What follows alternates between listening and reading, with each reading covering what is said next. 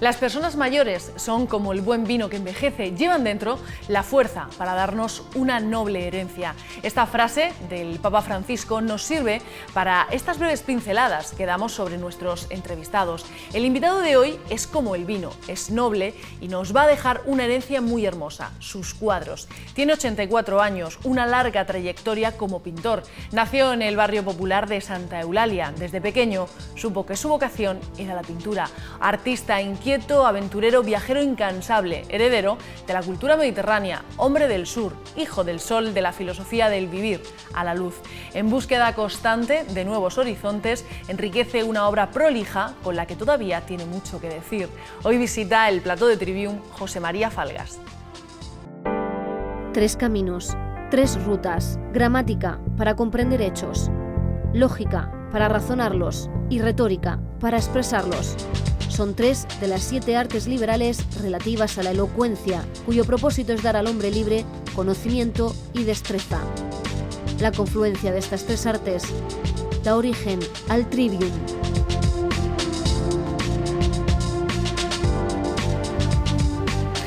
Buenas noches, bienvenidos a nuestra cita de los martes en Trivium. Junto a mí, como cada semana, también están María Eugenia Lozano. Maru, buenas noches. Esther Martínez, buenas noches. Y eso sí, el que va a ser nuestro gran protagonista, nuestro invitado de esta noche, José María Falgas. Buenas noches, bienvenido. Buenas noches. Es un placer tenerle hoy con nosotras. Lo que pretendemos, ya que el tiempo acompaña y vamos a tener un largo rato para charlar, es hacer una semblanza, dibujar un autorretrato televisivo de José María Falgas, y espero que usted nos ayude a poder hacer ese retrato. Si es un autorretrato televisivo, tienen que contar conmigo. Si le parece, vamos a empezar por el principio, ¿no? Usted me corrige si me equivoco, pero José María Falgas llega a la pintura a través de la filosofía o gracias a un profesor de filosofía. Adolfo Muñoz Alonso fue mi profesor de filosofía y fue el primero que me animó dentro de los estudios del bachiller, que era el contacto que nosotros teníamos, a que ejercitara esa habilidad que él descubrió o encontró que yo tenía para el dibujo y la forma gráfica. Le debo esa iniciativa. Era además un gran filósofo y un gran pensador.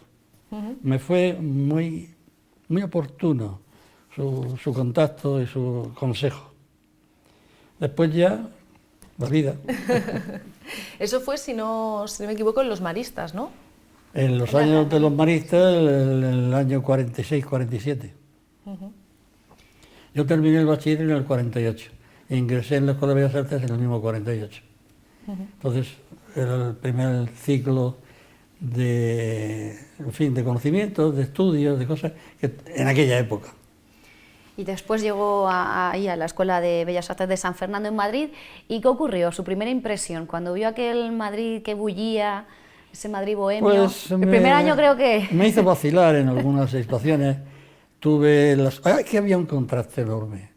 Salir de un colegio de maristas, donde impera naturalmente pues un orden estricto, una disciplina mental, además de pedagógica, saltar de nuevo a la libertad absoluta de un Madrid que empezaba a desarrollar la acogida cultural de provincianos, que íbamos a las escuelas, que íbamos a las academias, pues el contraste era tremendo. O sea, se produjo en mi caso, y en otros muchos. Se produjo ese shock de decir, no estoy preparado. Lo que ocurre es que en el arte, bueno, pues hay unas defensas naturales que se imponen por encima de los apasionamientos, ¿no? Claro, salir de un colegio, como digo, de estas características extraordinarias, de una formación rigurosa, a casi libertinaje del mundo artístico en un Madrid que además estaba bajo la primera crisis que hemos tenido en el arte contemporáneo, quiero decir, que era pasar de los conceptos académicos, los conceptos tradicionales, a la invasión de las vanguardias a través de las galerías de arte y todo esto. Todo eso pues creó un desconcierto hasta el extremo de que influyó y arruinó algunas juventudes, otras no, al final. Pero hubo un choque emocional fuerte. Aún así sí tuvo usted suerte, y es algo que muchos artistas no han podido decir, y es que sus padres sí le apoyaron en ese camino y en esa elección que hizo usted de dedicarse al mundo del arte. Yo imagino que ya de pequeño ya le verían a usted que apuntaba maneras y que podía continuar por ese camino y que le podía ir bien. Corrijo un poquito.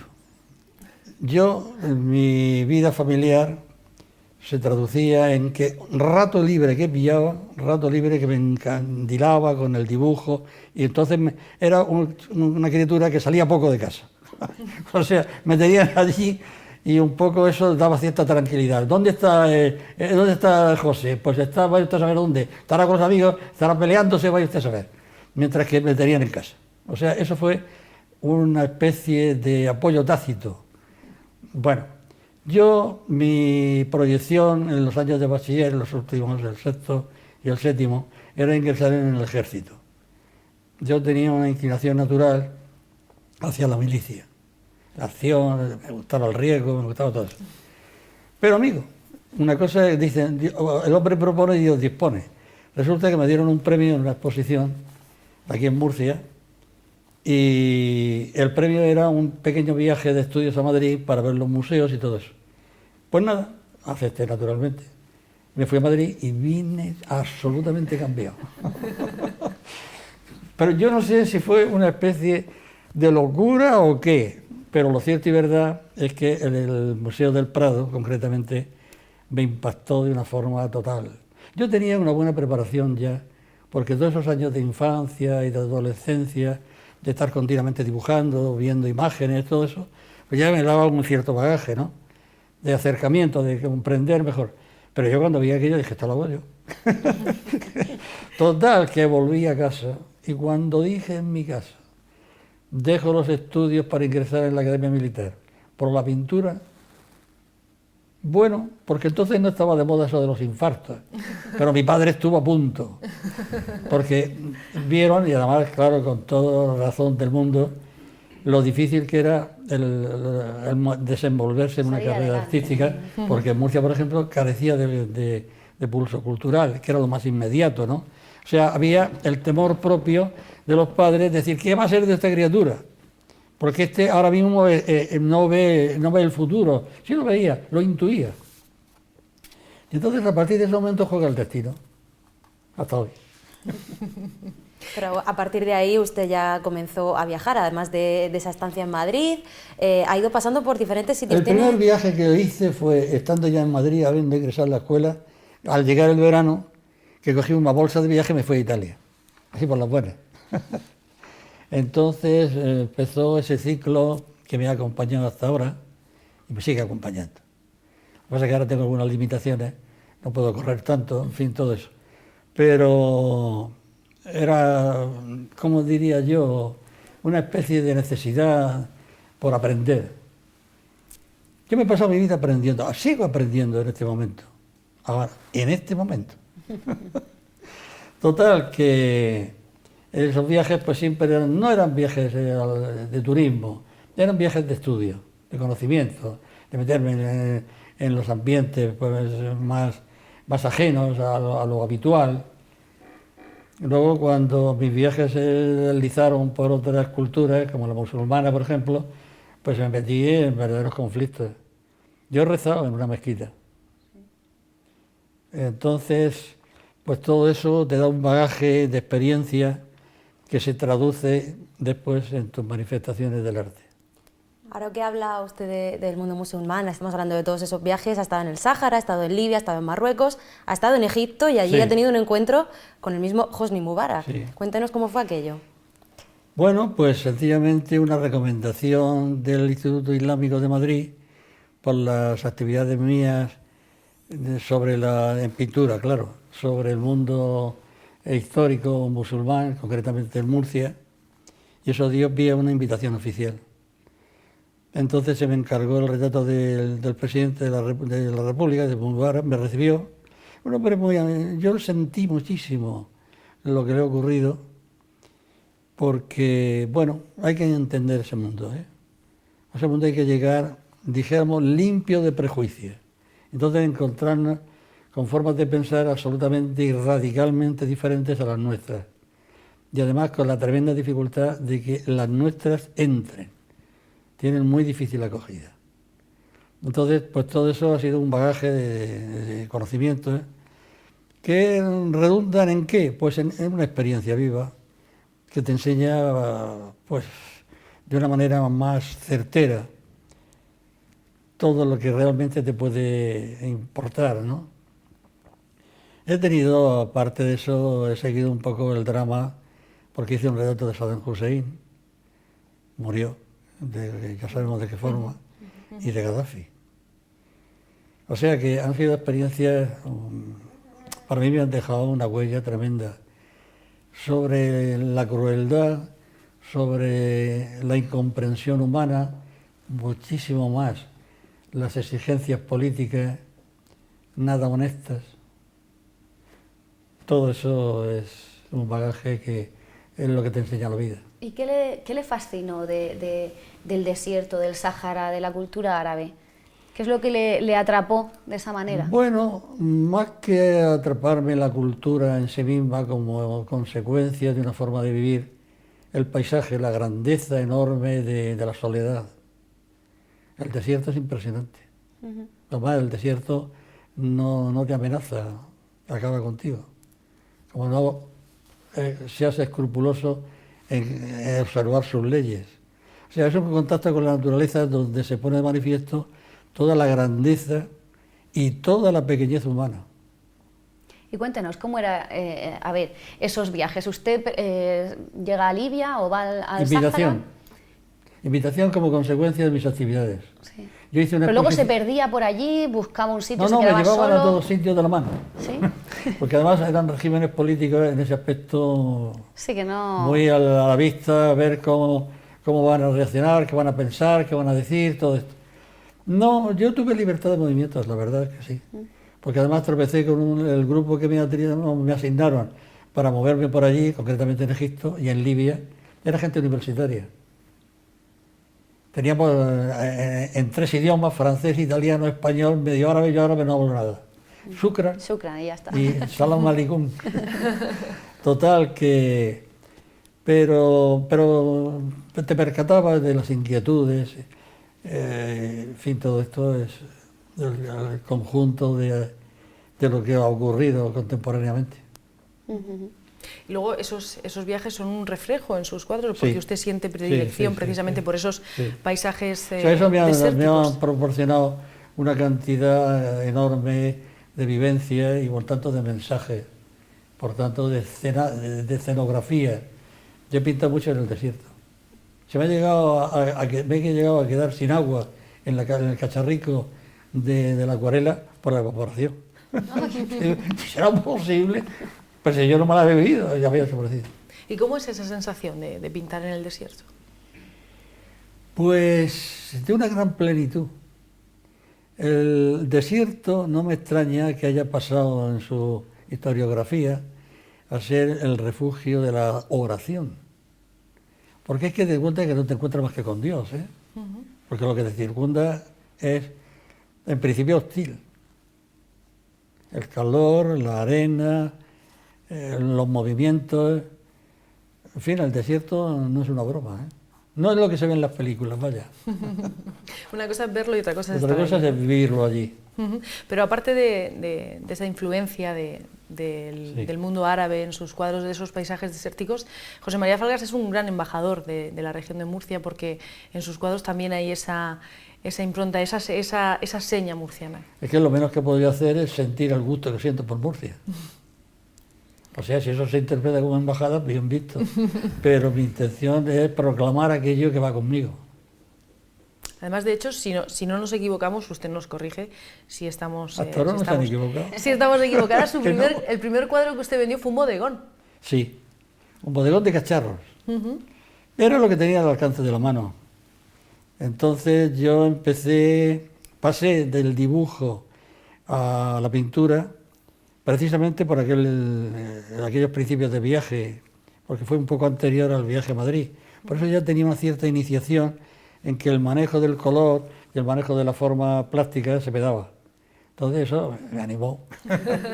Pero mis primeros retratos, mis primeras pinturas fueron el padre de mi sobrino José María, que tenía una paciencia para aguantar, porque claro, yo, no te muevas, no te muevas, oh. Y bodegones, que era lo que estaba al alcance de la mano. Algún paisaje de la huerta, algún paisaje del monte, de la zona de la luz y todo eso, lo que tenía al alcance de la vista. A mí me gusta mucho una frase que documentando para hacer la entrevista encontramos de Adolfo Muñoz Alonso, ese profesor de filosofía que fue importante en su carrera, y decía algo así como que Falgas sabe leer en el paisaje, mejor todavía que pintarle, y además una vez pintado de lo que acierta a expresar. Esa es la impresión que usted tiene cuando se enfrenta a un paisaje, leer algo más aparte de reflejarlo. Sí, el paisaje es un choque con la grandeza de la naturaleza. Entonces el paisaje te cautiva, te atrae. Llega un momento en que te encuentras frente a un escenario que te sobrecoge y te incita inmediatamente a que aquello permanezca en la serie de la pintura, que es permanente. O sea, el paisaje te empieza por ganar el paisaje a ti. Entonces muchas veces hay que ver, bueno, aparte de que el paisaje lo componen piedras, árboles, agua, ¿qué hay debajo? Lo que hay debajo es la grandeza. Lo que hay debajo es la contemplación a escala de la creación. Entonces te sobrecoge. Hay otro concepto que me gusta de su obra, cuando haces una primera aproximación y encuentras esa libertad de expresión, libertad a la hora de enfrentarse a una temática, un cuadro, un autorretrato, un retrato, un paisaje. Esa libertad que usted creo que entendió pronto y la ha desarrollado en todos estos años, ¿no? Para el ejercicio del arte, y yo creo que para cualquier otra cosa, pero bueno, en el arte concretamente la libertad de expresión es fundamental. Ahora, la libertad de expresión tiene que llegar, ¿cómo diría yo?, por un proceso de responsabilidad. O sea, la libertad es uno de los términos más controvertidos que podemos encontrar. ¿Dónde empieza, dónde acaba?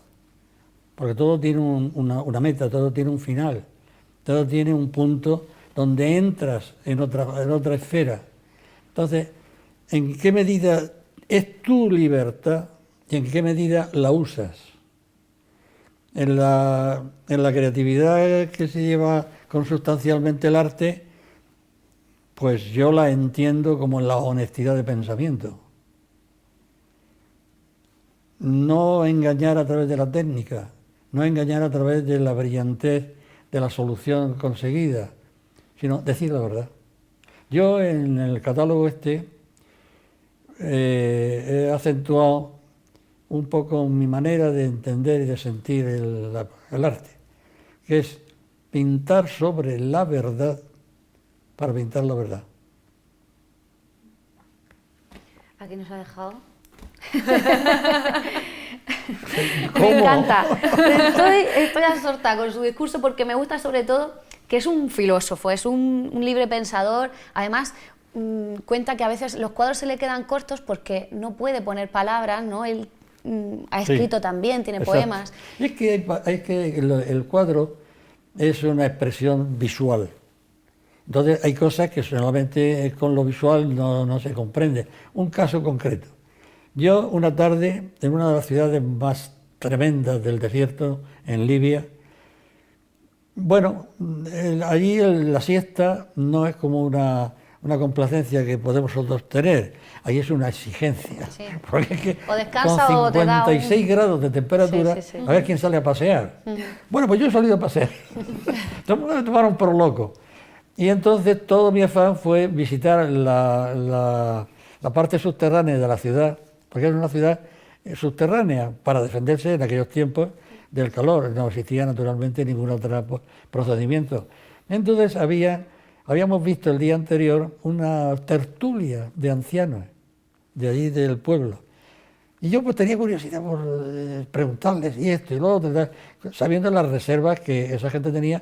Como yo era un invitado del gobierno, no había ningún problema. Claro. Entonces se me aceptaba como que no había sospecha de espionaje. Bueno, el caso es que me atreví a salir y dirigirme directamente a la tertulia. Pues la tertulia eran 4 ancianos donde el que menos graduación tenía había sido general en la Revolución. O sea, que era gente con una vida muy intensamente vivida. Otro que había estado en campos de concentración del Afrika Korps, del 8º Ejército inglés, en la guerra continental, ¿no?, en la guerra mundial. O sea, gente de una personalidad muy definida, pues que estaban allí con sus chanclas y cosas, chaca, hablando de sus cosas. Entonces, cuando me aceptaron, en el sentido de conversar y tal, nos movíamos en italiano, hablaban perfectamente italiano todos ellos. Entonces se puso de manifiesto pues que yo había pintado un cuadro donde había un subterráneo, unas paredes, unos muros excavados en la roca, unos asientos de piedra donde había unas personas, unos ancianos allí. Y eso era el cuadro. ¿Pero de qué hablaban? ¿Eso cómo lo dice el cuadro? ¿Quién revela que detrás de aquel anciano no hay un pastor de cabras? Que lo que hay es un general. Necesitaba escribir. Luego, a mí siempre me ha tentado la poesía. Lo que pasa es que una cosa es ser poeta y otra cosa es que te tiente la poesía. Y he hecho algunas cosas en esa dirección como complemento. Yo les llamo cuadros hablados en vez de pintados. A lo largo de su vida estamos viendo, y creo que esta noche vamos a tener la oportunidad de charlar un rato largo con usted, de ir conociendo todas esas experiencias, todas esas vivencias que ha ido teniendo usted a lo largo de sus viajes también aquí en la región de Murcia.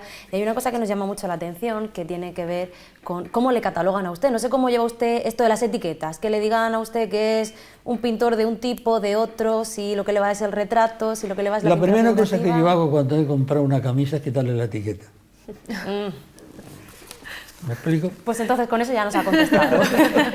Le preguntaba esto precisamente por el tema de los retratos, porque los suyos son muy reconocidos y ha tenido la suerte, y los murcianos tenemos la suerte de poder contemplar retratos que ha hecho usted a personalidades muy importantes. Me viene a la cabeza, por ejemplo, el de Juan Pablo II, al que usted conoció personalmente, al Santo Padre. Cuéntanos cómo fue ese encuentro. Pues eso fue consecuencia de un cuadro que hice sobre la imagen, sobre la figura de la Madre Esperanza, que es oriunda de aquí. Entonces se me habló de si yo haría un retrato. Dije, pues claro que sí, vaya pregunta. Entonces me buscaron una entrevista y fui a esa entrevista.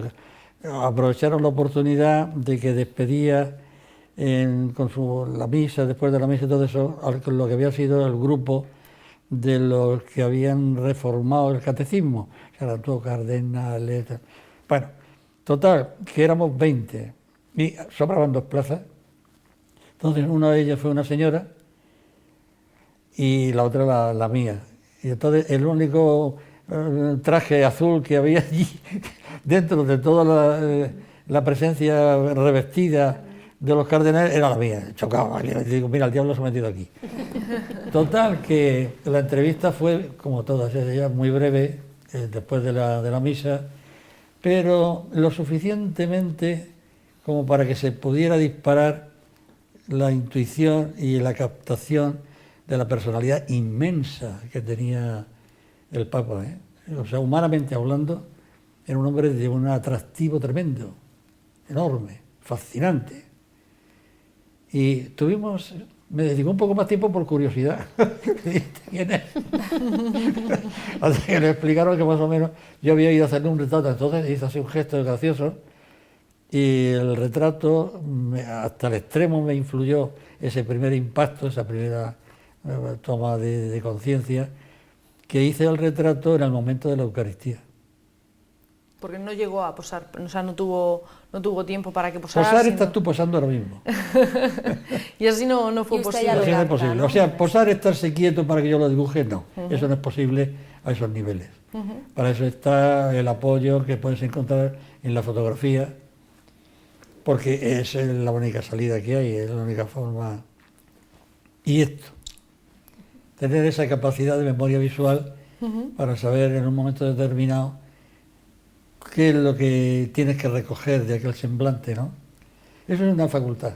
¿Se tiene o no se tiene? Pero tiene que ser difícil recoger precisamente en un cuadro lo que usted dice. Ya no solamente el aspecto físico, esos rasgos del Papa Juan Pablo II en este caso, sino esa inmensidad de la que usted habla, todo lo que había detrás de esa expresión, de esa cara, esa persona que era tan grande, ¿no? Tiene que ser difícil recogerlo todo en una pintura y que quede plasmado. Bueno, difícil, es sí o no. Más que difícil es o posible o imposible. Y esa posibilidad está en ese efecto que te ha causado. Porque como decía al principio, en el arte el artista en general tiene ciertas defensas, ciertas capacidades. Esto es como en la voz, Pavarotti.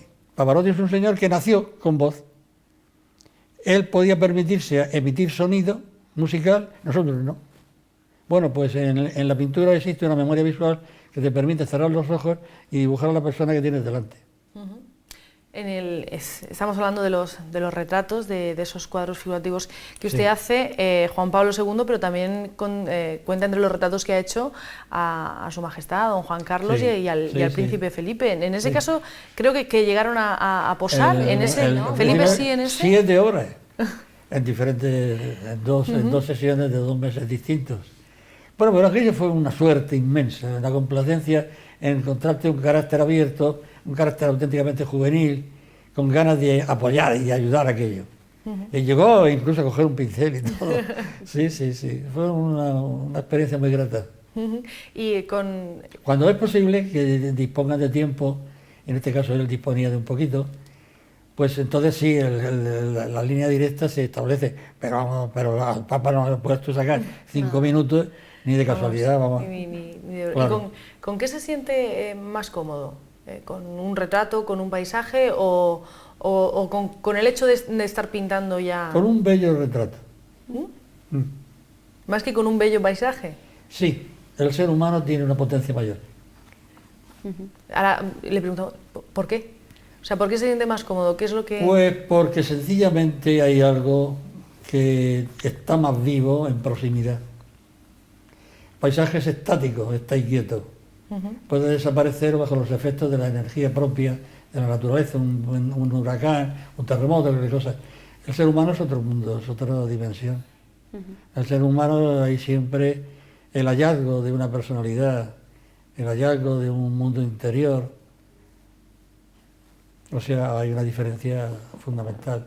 Propio de ello es que el arte desde las cavernas ha tenido 3 grandes direcciones, y entre las 3, que es la pintura bélica, la pintura religiosa y el retrato, la presencia humana. Hay unos cuadros que las 2 Marisas, me parece que se llama, que está su mujer y su hija Marisa, que es un retrato, pero realmente... y mi nieta. Sí. Es un retrato, pero es como un cuadro al amor. O sea, lo ves y ves amor en ese cuadro. Es que en el retrato hay que ir más lejos de la fisonomía.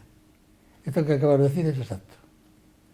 Tienes que intentar encontrarte con lo que hace aquello visible. No quedarte en la superficie, entrar un poco en esa correspondencia que hay en ese cuadro, en esas 2 figuras. Hay una ternura, una correspondencia de posición, de postura, de gesto, en los 2 seres, en la madre y en la hija. Eso es lo que hay que descubrir. Eso es lo que al arte le da vida y le hace que permanezca. La esencia. De todas maneras, cuéntanos un poquito cómo es ese proceso. Se lo preguntamos siempre cuando vienen escultores o pintores. Un poco cada uno tiene su proceso creativo. O sea, cómo Fargas se enfrenta a la acuarela en blanco, a un óleo, cómo se levanta por las mañanas, sigue, hace su periodo de reflexión. Cuéntanos un poquito cómo llega a la obra y luego si es muy autocrítico y la retoca mucho o no, se queda contento cuando la acaba.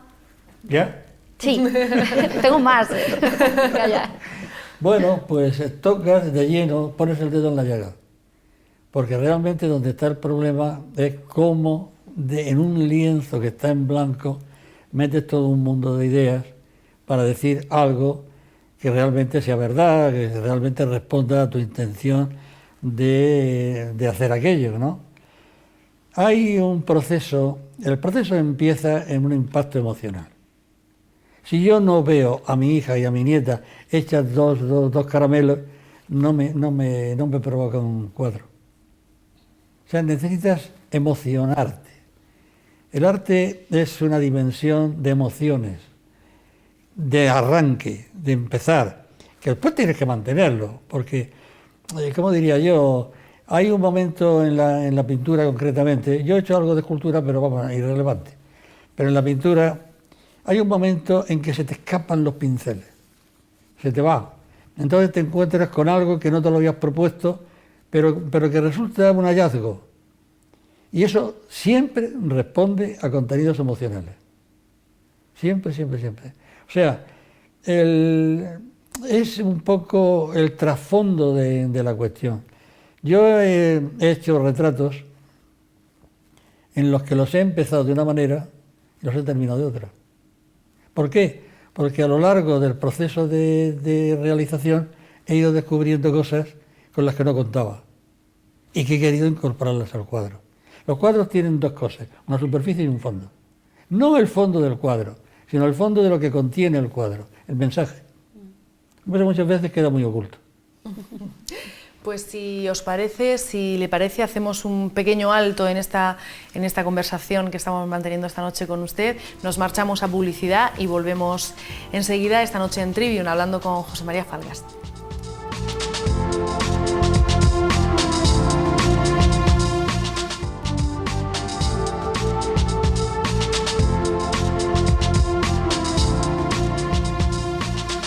Continuamos en Trivium, esta noche estamos hablando con el pintor José María Falgas. Antes de marcharnos a publicidad, le preguntaba a Maru por el proceso creativo, cómo se enfrenta al hecho del lienzo en blanco, de pintar y de plasmar esas ideas en un lienzo. Pero a mí me gustaría saber cuándo da usted por terminado ese proceso creativo. ¿Es usted una persona autocrítica? ¿Es de los que nunca termina de ver terminada la obra? ¿De los que piensa que siempre se podía haber hecho mejor? Yo tengo por norma practicar la autocrítica, pero además sin concesiones de ninguna clase. Yo me atrevería a decir que un cuadro es algo que no se termina jamás. Prueba de ello es que repites, no es que repitas el cuadro, repites la insistencia en esa dirección. ¿Por qué? Porque siempre se queda algo en el tintero. Siempre hay un toque, siempre hay algo que tienes que decir, bueno, lo dejo. Uno de los consejos que se nos daban en la Escuela de Bellas Artes era volver los cuadros contra la pared, para dejar de verlos y volver a contemplarlos en un momento determinado con la seguridad de que encontrábamos nuevas maneras de verlo, nuevas formas de terminarlo. Porque también depende mucho del estado de ánimo. Entonces, un estado de ánimo de optimismo, de desenvoltura, de seguridad en lo que estás haciendo, que te está saliendo bien, tal, hace que las cosas las resuelvas de forma distinta a si has tenido una mala noticia. Haciendo ese cuadro, o sea, suena el teléfono y te dan una mala noticia. Se influye. ¿En qué medida? Depende. Yo generalmente insisto en los temas. Había una frase de un gran pintor nuestro, Ramón Gaya, que decía: no repito, insisto. Y es cierto. Entonces, entendemos por eso que nunca se siente satisfecho del todo cuando... Del todo no. O sea, siempre queda un poco... Hombre, hay cosas que te complacen más, hay cosas que una vez terminado digo, se me ocurra tocarlo porque esto no me va a salir mejor. Porque te ha sorprendido el que te haya salido así. Sí, es ¿cómo diría yo? Una situación que no controlas en el aspecto de sorpresa. Es decir, caramba, esto... Yo a mí me ha pasado algunas veces con cuadros que habían pasado años que no los había visto y yo pintaba así entonces. Bueno, pues mira qué bien. Pero la autocrítica es fundamental en todo, ¿eh? La autocrítica empieza por darte una lección de humildad. Es decir, para, que la perfección, bueno, pues eso no es de este mundo. Dice usted que nunca ha llegado a sentirse 100% satisfecho con sus trabajos, sin embargo la crítica no lo ve así. Usted ha recibido numerosos premios, reconocimientos sí, a lo largo de su trayectoria. De todos estos, no sé si usted tiene alguno que le haya hecho especial ilusión, que le tenga especial cariño. Pero te refieres a... Reconocimientos a nivel una- oficial, premios que ha recibido usted. Bueno, los premios son un estímulo tremendo. Yo te he recibido bastantes, afortunadamente, y además aquí en mi tierra, que son más de estimar, por muchas razones. Entonces, como te dejan la huella de un empujón. Es decir, bueno, caramba, lo que has hecho no ha pasado desapercibido. Alguien cree que está bien. Yo sé que no está bien, pero se piensa que sí. Bueno, eso está bien, vale. Es, ¿cómo diría yo? Es un impulso, es un recoger, es como cargar las baterías, que tan de moda está esa frase, ¿no? ¿A usted le ha pasado alguna vez terminar un cuadro, no sentirse del todo satisfecho, pero que luego ese haya sido el que más repercusión tiene o por el que todo el mundo le felicita? ¿Le ha pasado alguna vez esa contradicción entre la sensación que usted tiene? Eso que tú me preguntas está un poco al cabo de cada momento. Hay cosas que tienes una visita en tu estudio donde hay un montón de cosas por allí y tal cual. Bueno, pues hay alguien que descubre que aquello es lo mejor que tú habías hecho. Y tú te enteras por primera vez. Bueno, pues bien, si lo parece, pues vale. Es que una cosa es lo que uno hace, lo que uno quiere decir, y otra cosa es cómo se interpreta. Yo rehuyo bastante las explicaciones, en el sentido de textos, pero a veces hay que hacerlas. En esta exposición, concretamente, está el caso de la pintura de Lázaro, donde me he considerado conveniente el dar un pequeño epígrafe, un pequeño resumen de lo que ese cuadro significa, porque aparentemente puede no parecerlo. O sea, hay siempre una disociación entre lo que tú íntimamente has querido realizar y cómo ha salido, cómo se ve. Esta es la cosa. En el mundo de los retratos yo me he encontrado con situaciones muy chocantes, ¿no? De hacer un retrato, de estar yo preocupado con el retrato y de pronto verlo la abuela y decir, ¡ay! ¿Qué tal? ¿Qué cosa? Y no te quedas sobrecogido. Bueno, pues bien, más vale, quieto, no lo toco. Ahí está Lázaro. Sí, sí, por eso le decía que lo estamos... Esta ha sido la mayor aventura que yo he tenido en el orden estético.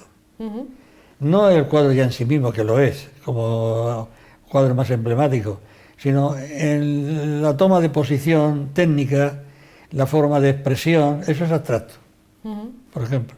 Y yo no practico la abstracción. Es que la abstracción sale. No hace falta crear un estilo con la abstracción. Esa expresión de asombro, pues es una expresión puramente psicológica. Son muchos factores.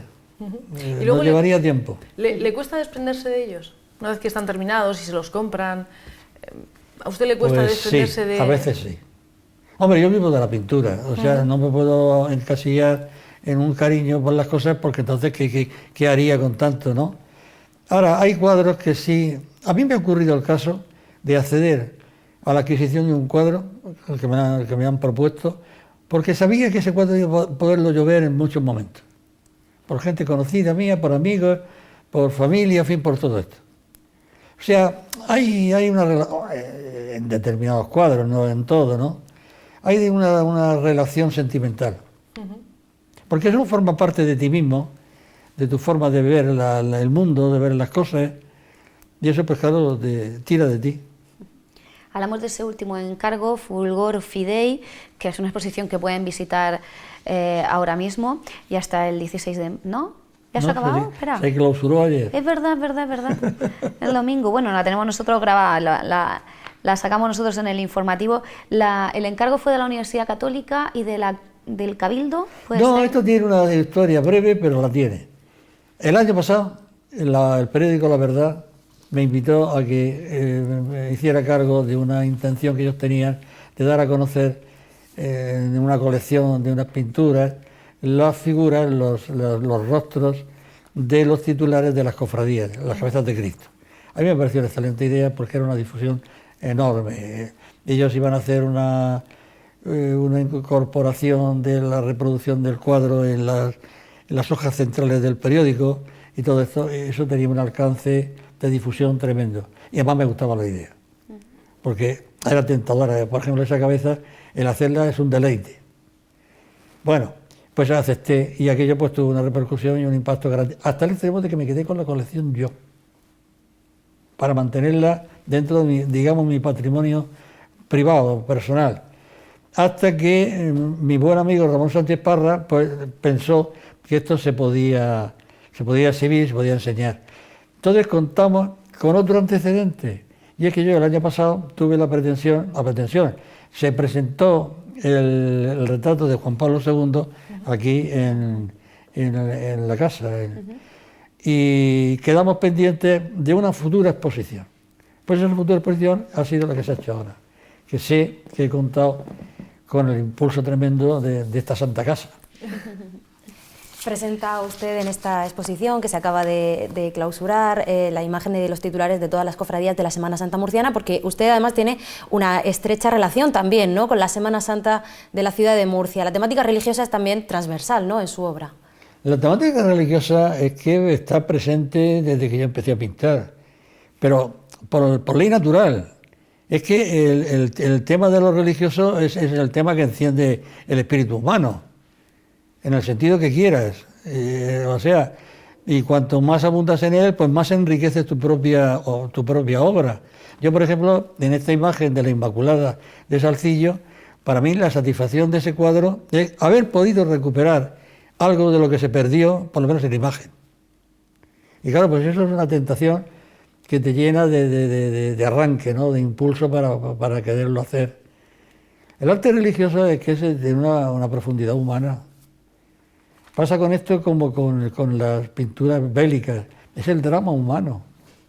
Yo llevo aquí una insignia que es la del Artillero de Honor, como consecuencia de una serie de pinturas sobre el mundo de la milicia y el mundo bélico, del que me siento muy satisfecho. Así empezó, ¿no? Los primeros bocetos que hacía usted eran bocetos como de guerra. Eran palotes. Eran chiqui. Mi madre, con una paciencia de madre, me los conservó y me los guardó.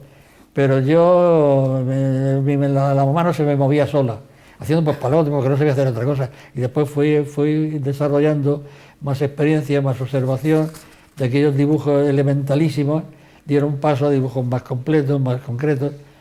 Todo eso está en el Museo Militar de Cartagena, porque eran escenas bélicas, porque lo que vivía era la guerra. Eran años que estaba todo alrededor de aquello. Precisamente en ese sentido, hay un proyecto pendiente, ¿no?, con el Museo Naval de Cartagena. Sí, una posible exposición en su momento, cuando sea oportuno, para darlo a conocer de una manera más amplia, porque hasta ahora todo eso se ha desenvuelto dentro del estamento militar, nada más y nada menos que poniendo un museo a mi nombre, y eso a mí me honra muchísimo.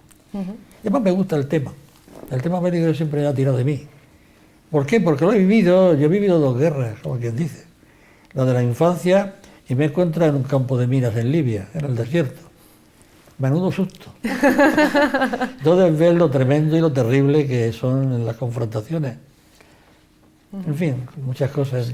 Aparte de esa exposición que se clausuraba el domingo, ese proyecto que hay pendiente con el Museo Naval de Cartagena, ¿qué más cosas tiene en el tintero José María Falgas? ¿Hay más proyectos? Quiero salir de nuevo. Tengo ahora una cierta limitación porque debo operarme de una rodilla y eso me lleva loco. Pero al momento, si Dios quiere que yo controle eso, estoy cogiendo lo mío. Pero ¿hacia dónde quiere viajar? ¿Cuáles hacia son el mundo. Al mundo, en general. Aunque sea China, me vale. A ver qué está pasando allí, qué ocurre, cómo han pasado de un medievalismo a una dinámica de salir puertas para afuera, cuando China ha sido precisamente un país de encerramiento, ¿no?, de murallas, de todo esto. Bueno, pues esas cosas me interesan. ¿Y proyectos artísticos, José María? ¿Cuáles son los más Seguir inminentes? en mi misma dirección. Seguir en el retrato, en el tema, en cualquiera de los géneros que yo he tocado hasta ahora. Para mí es una actividad, o sea, no es un trabajo entendido como tal, es una actividad estimulante, por tanto no tengo horario. ¿Pinta todos los días? Lo que se dice pintar, la ejecución de pintar, no. Pero dibujar... Dibujar, sobre todo con la cabeza. Es que hay que pensar antes que pintar. Entonces, te interesas por un tema y le estás dando vueltas y ves cómo ese tema lo ha visto fulano o se ha recogido en una historia crítica o literaria, profundizas un poco en el tema, te enteras de qué va todo eso. Qué relación entre el ambiente que rodeó ese momento, por qué se hacen las cosas de esa forma, y entonces eso te incita a seguir. El cuadro de Lázaro fue sencillamente el conocimiento de una vida desesperada, que tiene un final, digamos, espiritualmente feliz, pero materialmente terrible. Bueno, pues todo eso es lo que te hace, lo que te empuja a tomarlo y como una realización.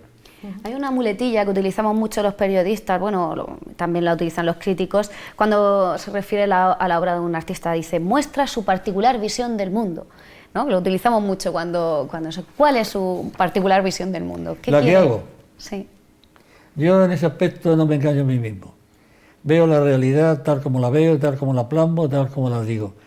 Yo sobre el realismo, lo que pasa es que esto sería una verdadera conferencia. El realismo es que es tanto como tantas interpretaciones personales puede haber. Tenemos una manera de ver la realidad. ¿Cómo? Porque la vemos a través de unos sentidos que no son los propios y que no son iguales o exactamente iguales a los que está a nuestro lado. Yo, una de las primeras experiencias que se tiene cuando se pinta, por ejemplo, en una sala donde estamos todos los alumnos de la escuela o de la academia, tal cual, es que estamos haciendo lo mismo, pero cada uno es diferente. O sea, la observación de la vida a nuestro alrededor está a través de nuestros propios filtros que dicta la sensibilidad. Y eso es lo que hace que ese realismo sea el tuyo.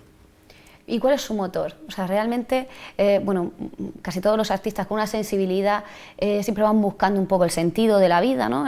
Reflexionan sobre la existencia, el amor. De todo lo que le han dicho a lo largo de su carrera, de sus trabajos, de sus obras, ¿qué es lo que más le ha impactado? ¿Qué es lo que más le ha marcado? Bueno, me obligas a hacer memoria. Me han impactado siempre cuando me han dado cachetes, porque se aprende de eso. Eso ayuda, ¿verdad? Sí, porque te hacen ver cómo ven lo mismo que tú lo interpretas de cierta manera. O sea, es un recurso de conocimiento. Cuando te lo dicen que todo está bien y que todo es halagador, va. Pero cuando te dicen, no, aquí te fuiste por las ramas, aquí esto no, tenías prisa o no lo viste bien, tal cual, dices, coño, tienes razón. Y eso es importante, escuchar. Y en el arte hay que escuchar mucho. Y después ponerse manos a la obra. Sí. Queríamos comentarle también, usted ha dicho antes que uno de los reconocimientos que más ilusión le hace son precisamente los que vienen de la tierra, los que vienen de aquí, de la región de Murcia, de su ciudad, que hay que decir, por si algún espectador no lo sabe, que hay una plaza en Murcia que lleva su nombre. ¿Dónde nací? Donde usted nació, sí. Casi nada. Sí, eso es algo muy generoso que yo agradezco profundamente. ¿Qué siente usted cuando pasa por allí, por esa plaza José María Falga, que está además en el barrio Santa Eulalia? Pues siento cierto como si hubiera pasado mucho tiempo. Nostalgia, un poco. Un poquito. O sea, me hace recordar aquellos años, por supuesto, que eran muy, muy distintos ahora. Era otro mundo, ¿eh? Vosotros no habéis conocido esa Murcia de entonces por razones de edad, pero era otro mundo. No es que fuera mejor, ni fuera peor, otro. Volver a aquel con el recuerdo, con el respeto de cosas vividas, es mejor el actual. A niveles de vivir, a niveles de confort, a niveles de todos los niveles. Sí, pero quizá también tener ese recuerdo presente ayuda a valorar, ¿no?, lo que tenemos hoy en día, que es muchas veces de lo que adolece la sociedad actual, es olvidarse, ¿no?, de ese pasado que tenemos. Sí, cuando no se vive algo, pues parece ser que se ignora. Y muchas veces conviene... A mí me hace gracia cuando... Bueno, me hace gracia, no me hace ninguna gracia, pero al hablar de crisis, que eso es tan permanente, tan constante ahora mismo, digo, crisis la del año 40. Crisis las del 47, la del 50, crisis las de... Bueno, crisis. Lo que pasa es que muchas veces olvidamos aquello del sabio que iba recogiendo flores o hierbas y no miraba hacia atrás, hasta que miró hacia atrás y vio que lo que él desechaba lo cogía otro. El optimismo yo creo que empieza en la esperanza. La esperanza es uno de los extremos más imprescindibles que hay. La esperanza es un verdadero motor de ilusión, de fe, y eso es imprescindible. Bueno, no sé si contesto. Sí, estamos un poco, tenemos de todo, pero quizás somos bastante infelices, aún teniendo un muy buen estado en esto. Lo que ocurre es que muchas estamos veces desesperanzados, quizás. Ciertos también. logros no se valoran de la misma manera. Yo recuerdo, me choca muchas veces, cuando manipulo el teléfono móvil y en un momento determinado estoy hablando con el Canadá, me acuerdo inevitablemente de cuando me pasaba yo 3 horas esperando que me pudieran conceder la conferencia en la Telefónica de Madrid para hablar con mi familia. Bueno, pues ahí está eso. Bueno, son avances que también va trayendo la sociedad, va trayendo el trabajo y Sí, la claro. ambición, ¿no? Claro. del ser humano, y esa misma ambición yo creo que es la que a usted también le ha llevado a llegar a estar donde está actualmente. Hablábamos antes, le preguntaba a Paz por ese primer cuadro que usted Sí. vendió, fue en el año 46, si no me equivoco. Seguramente, sí, el 46, 45, 46. Y usted pensaba, en aquel momento cuando vendió ese cuadro, ¿se llegó a imaginar que iba a hacer todo lo que ha hecho, que iba a No. estar hoy en día donde está? No, ni siquiera me había planteado en última instancia ser pintor. Eran los comienzos, ya digo, es lo que me permitió ese arranque después de la visita a Madrid, decir, pero si esto lo hago yo. Disparate. Pero ya tenía esos comienzos, ya me había versado un poco en el manejo de los elementos, que en la pintura todo lo que funciona artesanal es muy importante. O sea, la facilidad que puedas encontrar en el manejo del material y todo esto ayuda mucho. Y entonces, pues claro, aquel cuadro, pues ya digo, fue la primera vez que cogí los pinceles. no le salió nada hasta ese mal, por lo momento que se ve. salió lo que buenamente Dios quiso. Pero bueno, yo lo conservo, porque luego al fallecer este señor, el que lo había adquirido, me lo dejó en su testamento. Ah, conserva ese primer cuadro Sí, que señor, vendió. lo tengo. Estamos llegando prácticamente al final de nuestra entrevista, de nuestra conversación, pero a mí me gustaría saber si alguna vez ha tenido influencias de otros pintores, qué obras le gusta ver, con cuáles disfruta cuando va a un museo. ¿Quiénes son la inspiración? La el influencia en este caso está en el mismo nivel de la cultura que vas adquiriendo. Conforme vas conociendo todo lo que se ha hecho anteriormente a ti, pues simplemente se te levanta un respeto hacia el bien hacer. Es una enseñanza que te impresiona, que te subyuga. No es tanto decir, tengo preferencias por este o por este otro, es por el contenido en sí mismo de lo que cada uno ha querido hacer. El expresionismo, el impresionismo, el surrealismo, todos los ismos que se quieran pensar, son aportaciones. Entonces se aprende de todo eso. Más que decir, bueno, yo me inclino por Velázquez. Bueno, me inclino por Velázquez. Pues claro que sí, pero sin necesidad de pensarlo 2 veces. Pero eso no quiere decir que es que te quedes en aquello, porque aquello sea lo que influye en tu ánimo.